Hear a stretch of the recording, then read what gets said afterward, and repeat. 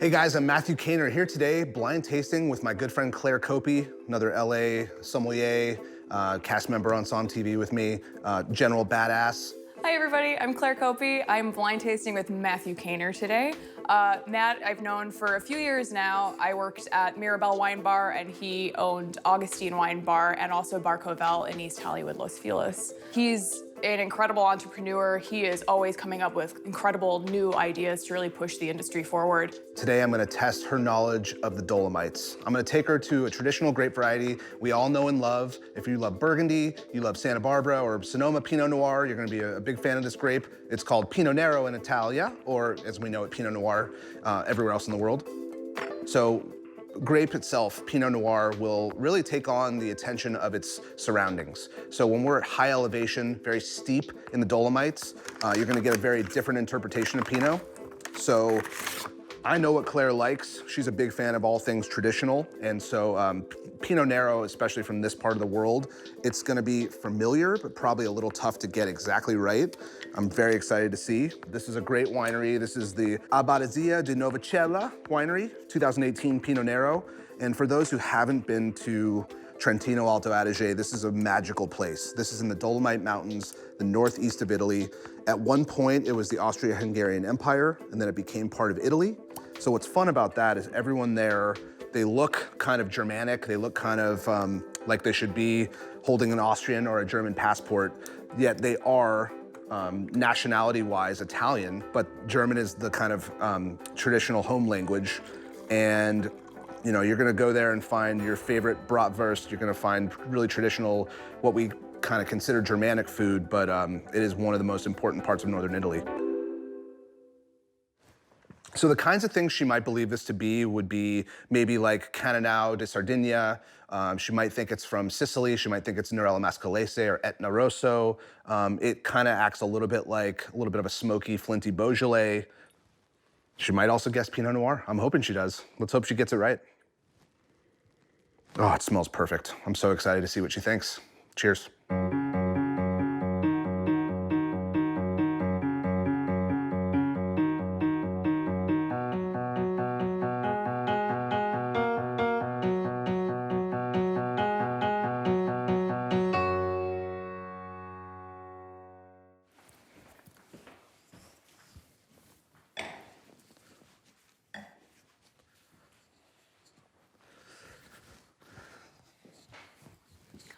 Hi, Matt. Oh, hello there. How are you? Good timing. Right? Just got some wine ready for you. I always know when the wine is here. That's when I try and arrive. You have a good nose. I have too big of a nose for the wine, that's the thing. Cheers to This that. is so lovely. Cheers to that. Yeah, nice to see How you. exciting. Nice to see you. Yeah, it's fun to get back into this, blind taste each other. Oh yeah, always fun to get back and humble yourself a little bit. Oh my goodness, right? This is so exciting though. So thank you for pouring me a lovely blind. Absolutely. I hope you haven't been too hard on me. No, only a little bit. Not too hard, you know. Should I dive in then? We may as well, right? Attack this guy? All right. Here we go. Game on. This is a red wine. Confirmed. It is pale in color, really nice, bright ruby. Goes out to slightly watery meniscus, but there's not much rim variation on there. It's clear, no signs of gas or sediment at all. Viscosity is medium. Good to know. Good to know. On the nose, it's really clean, really pretty. Very pretty, really nice, bright red fruits. Bright red cherry, cranberry. Ooh, that's nice, kind of like red apple skin. Oh, it's just a lot of primary notes on there for sure. I'm not smelling any vanilla or baking spices that are leading me into any kind of new oak usage. I definitely think there is oak usage, but because I'm not smelling those aspects to it, I think it's probably neutral barrels. Getting a little bit of black pepper. This is really pretty. And then this kind of forest flory kind of mushroomy, not in an oxidized way, but just this kind of nice, like a forest floor covered with like dry leaves. Very autumnal. Yes. Quite like the weather we're existing in right now. Yeah, right? Really, really pretty colors too. Okay, let's go in for a taste. I can taste now.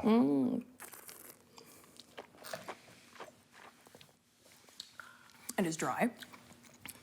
Ooh, Yeah, confirming those really, really nice, bright, tart, ripe cherries. A little bit of raspberry on there too. Maybe a little bit like underripe tart strawberry. Definitely getting that black pepper again. And that earthiness, that kind of soil. Yeah. I don't have much to say. This is great. Let's get to listen. It's a really, just drink. It's not like me. Like, I'm not a quiet person. Listen to me just babble on about absolute nonsense. I'm not smelling any of this, really, let's be honest. This is a red. Ooh. I love red wine. Mm-hmm.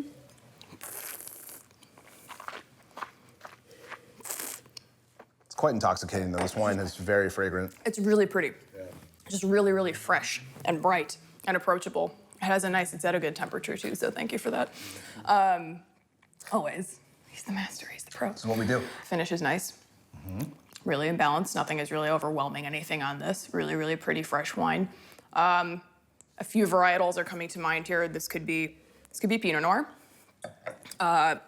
This could also be, I mean, the tannin on it is.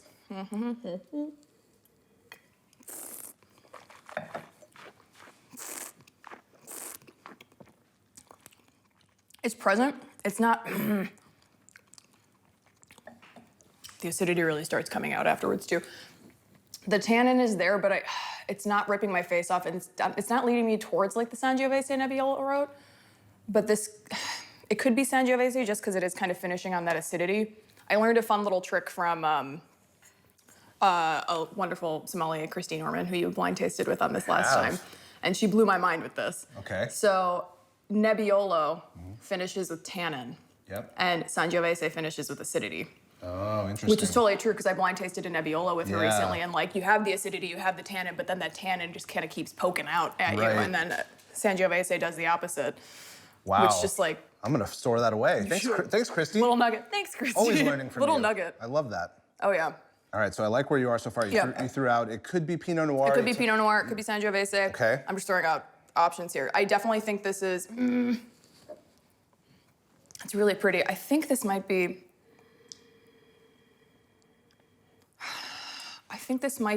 Fuck's sake. Well, how about this? So you have a wide variety of things that could be there. Yes. Let's talk about where it could be from. That's what I'm going through right now. What I'm about thinking that? New World versus Old World. Okay. I usually can smell. We drank a lot of California Pinots here at Augustine and at Mirabelle. Yes. So I generally, like, when I get my nose in a glass and it's a New World Pinot, it jumps out at me. This is smelling a little bit more restrained than that. I don't know. Sure. I'm a little cold, so maybe I'm just numb. It's not warm in this room. No. No. Cellar temp.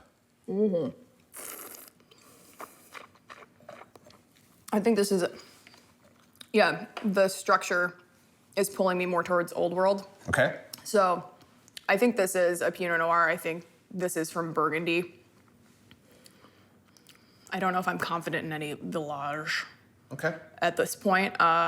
Really pretty though. I think maybe like 2017 in age, but this is definitely drawing me more towards Burgundy. But it's really, really approachable and pretty. I mean, this could be like a Santenay, because those are just really, really nice and approachable.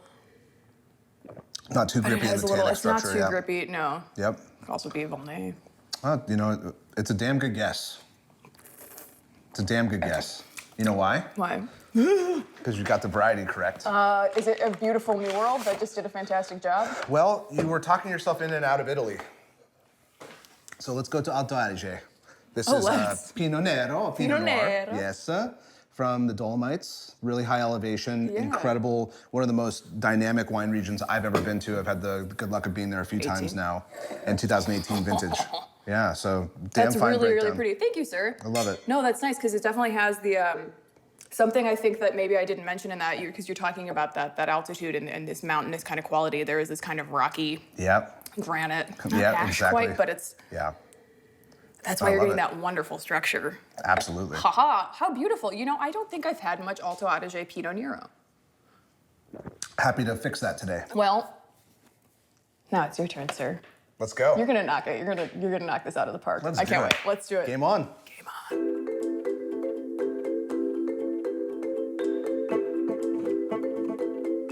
I have chosen for him this lovely 2014 Sky Vineyards Mount Veeder Zinfandel. So Sky Vineyards was created in 1972. I believe their first commercial vintage was in 1979, which actually makes it the second oldest winery within that Mount Veeder appellation, just after Mayacamas. The vineyards are some of the highest in all of Napa Valley. It's right up there in the Mayacamas mountain range, really, really high elevation vineyards. And they're known for these Zinfandels, and making Zinfandels have incredible structure and grace and elegance. They're low in alcohol, beautiful acidity, very classic plums, bright fruits, licorice, black pepper, and they're very, very minimal intervention as well. They're only using neutral French oak, all very hands-on. The labels are designed there in-house by the family. The daughter, Skyla, has actually taken over a large portion of production now, so they're really handing off the reins to the next generation. But it's an iconic place within Napa Valley, making really, really stunning Zinfandels. Matt's had this wine a lot. I wouldn't be surprised if he just completely nails it. Maybe he'd go towards a cooler climate Syrah because of that pepperiness and the structure, but I really wouldn't be surprised if he gets this wine. That color is just so pretty. And it smells so good. This has already had a little bottle age, so the fruit's starting to, it's really, really pretty and bright, but it's starting to dry out a little bit, and you're starting to get some of these really pretty tertiary kind of leather sweet tobacco notes. These wines can age so well. I've had some of their Zinfandels from the 90s, and they're just still singing. They're still stunning. And this wine is no exception. This is a really, really pretty wine. Ooh, excited to see what he does with this.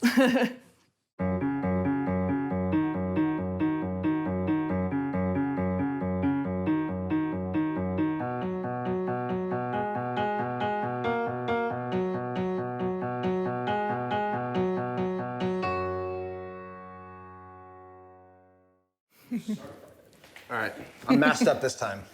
Got to show off a little bit. What a lovely mask. So just launched a new company called Sip Shield. The Sip Shield. Yeah, so you know, when you're wanting to take a taste of wine, you just unzip. I love that. Yeah, so cheers to that. Cheers to the Sip Shield, to take drinking safely. I'm gonna take a little sip first. Do. And then zip up. Sip it and zip it. Tastes like wine. I did pick you a wine. Well done. So yeah, the Sip Shield. Gonna have to get you one. That's snazzy. I know, I need one of those. Unlike your breakdown of the wine, which is very much like the grid, the way I don't do it that way, so I'm just gonna dive in and Let's do just it talk about it. the kind of way that that I know how to do, which is look, smell, taste, and just Figure it out based off of what you know. see what we got. There's I already really had a no nice wrong taste way, of man. it, but Lovely. You primed your palate. the wine is fragrant, dense on the nose. We've got some beautiful color. I don't see signs of aging too deep. It looks pretty fresh on the visual. The meniscus is intact. It's not bricked. It's a beautiful wine though. I love the color to it. You know. Really pretty, deep color. So I do get a little bit more of an oak presence on this wine, something that probably saw some big, huge, like Slavonian or Bote style oak, big, one of those big guys, which I love. Those are the, yeah, the foudre. Foudre. Ouais. But definitely a fan of the aromatics on this wine. We've got like a rosemary, kind of herbe de Provence thing going on. There's some little bit of burnt rubber, like Ferrari that just sped off on the Hollywood Boulevard or Ventura Boulevard. What kind of Ferrari? I don't know. I don't know all the models. Come on. Whichever one I end up buying someday. Yeah, that's the right answer. That's the one. Nah, I'm gonna get a Bentley, not a Ferrari. Please, he's not a flashy guy. No, not at all. No. Keep it classy. I want a Phantom. Come on. Oh yeah. So there's definitely a density to the earth on this wine. It's not just a primary fresh fruity wine. It's got some layers of soil, layers of like almost wet tree bark, which I love. Yeah. Wet tree bark. Wet I'm gonna tree use bark. that. There's some anise. There is some anise. It's got nice anise. I love that too much. That anise though. It's a bad anise. There's a pepper quality to it, but it's like Szechuan pepper, like pink pepper, like not black pepper, not Syrah-like pepper. So Okay. interesting. My mind's not going in one direction yet, which is kind of interesting about this Ooh. wine, which I'm happy about. But what's funny is I tasted it before I smelled it. Yeah. So my brain went somewhere when I first tried it, you know, now you're because of kind the of- mask. And now I have to put it all together. The sip shield. I know, the sip shield. Shameless plug. Hey man, you're working hard. It's a good concept. We gotta try something, you know? I mean, we can't What is have a this? restaurant or a wine bar right now, so we gotta do something. I can't. Gotta hustle. Gotta hustle. All right, so where I'm going on the nose is the anise. Okay. There's like a little bit of like, and for me, burnt rubber is not a negative. I actually like that. I like kind of a You get that on some tire. Barolos sometimes, that yeah, tar. little olivey, tarry, Yeah. you know? Is the fruit for you, is it like super ripe and fresh and young? Is it starting to... For me, the Get a fruit's little- present, and it's. I think it's vibrant, but it's also not the first thing. So it's kind of like the fruit's a little bit hidden. It's a little shy. So I think this wine is probably in its first 5 years of age, where I'm guessing when it first came out, it probably was much more vibrant in the fruit, and now it's a little bit hidden, and it's probably going to come out over time.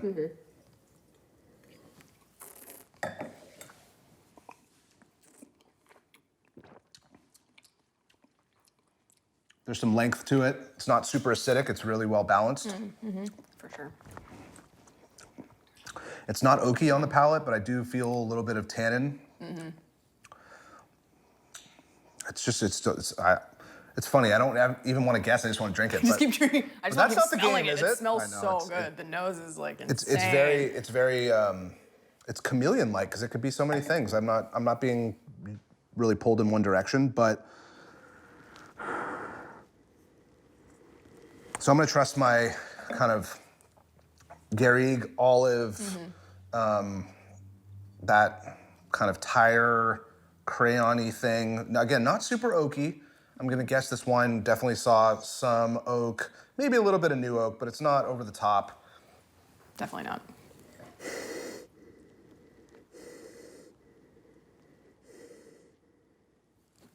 Are you being pulled towards New World, Old World?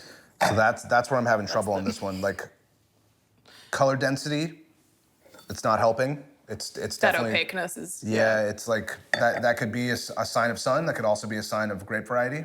It's hard to tell nowadays because you have New World producers making really restrained, beautiful wines, and then you have some Old World producers in regions that are getting a lot hotter. Absolutely. And that are, So the catering to the American palate maybe a little bit more. The places my mind goes for this wine would be, I'm in Mourvedre land. I'm in Southern Rhone. Okay. But I'm also thinking it could be, and this is a blind spot of mine, I've often missed on Tuscany. And Sangiovese has become a little bit of a chameleon to me. In past SOMM TV episodes, I've completely fumbled Sangiovese, so I'm thinking like maybe I should learn from my mistakes. Is this... Yeah. No, I don't want to give anything away. I feel like talking to you about it's just going to... I know, right? Want you to just go with your gut. So much of blind tasting, too, is like we need to just like... A lot of times you have such a guttural reaction to what you smell in the glass, and then you spend the entire time talking yourself out of your gut reaction, which is usually the correct thing. Sometimes it's really not, but... So much of it is like, for me, psyching myself out. And what's funny about it is it could also be a 15-year-old Rhone-style wine from the Central Coast, or be. from Sonoma, or Could be. I'm gonna rule out Napa. It's not an easy game to play right now. With, as you were saying, regions are getting warmer, styles changing. Yep. Technology has really advanced, and all the grape varieties are available to people, so they can really tailor the winemaking to the variety in a way that people didn't do 40, 50, 60 years ago. 100%. But I gotta commit to something. Commitment's tough, isn't it? Isn't commitment hard? Right. Don't want to leave you hanging. So, all right, so I'm gonna go to a sun-kissed region, some sort of olivey style. So I tend to talk myself out of this, and it's just, I love Mourvedre, so I'm gonna talk myself into Mourvedre. I love Mourvedre too. I'm gonna go like Mourvedre Grenache from Côte de Provence, Bandol. That's where I'm gonna go. It's just, that's what the wine's telling me. And I've guessed that can see before, and I've been wrong, but I'm okay with being wrong. Cool. I'm at that point in my life where it's like, it's okay to be wrong. It's wine. It's blind tasting. Just wine. Everybody whiffs. Yeah. Master sommeliers whiff on these all the time, and they're like, All the time. all the time. Do you have a vintage in mind? 2012. Sure. Okay. I will say, we worked through this really well. and you picked out a lot of the notes that this is. I think this is an often overlooked and underappreciated grape varietal, but you're very familiar with this wine. Am I? I will say that, yeah. Where'd it go? Ugh. That is the I hit it. bottle. Haha. The bottle is here, and the bottle is Wow. Corday. Zinfandel. Sky, baby. Sky. It's in. And you know Sky I do. very well. I mean, you're like, yeah, I think you're probably one of the people that first brought Sky to Augustine. It's a beautiful wine. And yeah, you were entirely Wow. right. They used a lot of the neutral. You didn't pick up any new oak on this, which was great. I think they use 100% neutral. It is 100% Zinfandel. I love these guys because this is, I think, what a good example of Zinfandel should be. Wow. What mountain style Zinfandel too. That mountain style, that high altitude, but it's got the Yeah. structure. It's like a ridge Zin, though. You know, like these are people who respect that grape and what it can be instead of letting it overripen to holy hell. Because what is this? What a This is chameleon. 14, which is actually like high What a chameleon. for their. It's cool, but it definitely has the that like licorice pepper and stuff like that. But Absolutely. I totally smelling this. If I would forget about Zinfandel too, because everybody forgets about Zinfandel. What we're thinking about Zinfandel, Yeah. this is not, and it doesn't hit any of those markers. It's not Oh, really? the big, Oh, no, no, lush, no. fruity. Chocolate soup. No, it's not like, and I'm not gonna call it Turley in a negative way, but No, Turley that's has the kind of style. shaped people's identity for Zinfandel, especially in California. This is the exact opposite of that. This is restrained, Yeah. fresh, a little bit of tannic structure at the end.